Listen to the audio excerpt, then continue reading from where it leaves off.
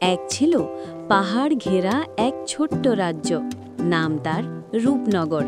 সেখানে সবাই খুব সুখে থাকত, কিন্তু একটা রহস্য ছিল। রাজ্যের সবচেয়ে উঁচু পাহাড়ের ওপরে থাকত এক সোনার ড্র্যাগন। লোকেরা বলতো ওই ড্র্যাগনের কাছে নাকি এমন এক গুপ্তধন আছে যা পেলে সব ইচ্ছে পূরণ হয়, কিন্তু কেউ সাহস করে পাহাড়ে উঠত না। রাজ্যে ছিল এক কৌতূহলী মেয়ে, নাম তার তুলি। তুলি ভয় পেত না, বরং নতুন কিছু দেখলেই তার চোখ চকচক করত। একদিন সে ঠিক করল, আমি ড্র্যাগনের সাথে দেখা করব। সবাই বলল, বাবারে বাবা, ড্র্যাগন তো আগুন ছোড়ে।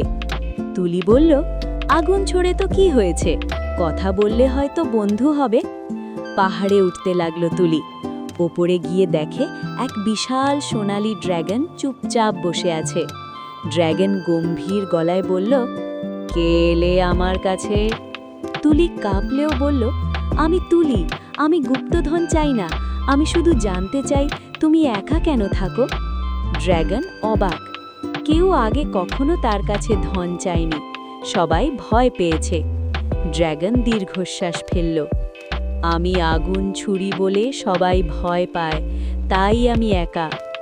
তুলি হেসে বলল, আগুন তো খারাপ না, আগুনে রান্না হয়, আলো হয়, তুমি যদি ভালো কাজে আগুন দাও। ড্র্যাগনের চোখে জল চলে এলো। সে বলল, তাহলে আমি রাজ্যের ঠান্ডায় আগুন দিয়ে উষ্ণতা দেব। সেই দিন থেকে ড্র্যাগন আর দানব রইল না, সে হলো রূপনগরের রক্ষক। আর তুলি পেল এক নতুন বন্ধু, ড্র্যাগন ইয়েলো। রাজ্যে একটা নতুন কথা ছড়িয়ে পড়ল, ভয় পেলে দূরে থাকো, সাহস করলে বন্ধু পাবে।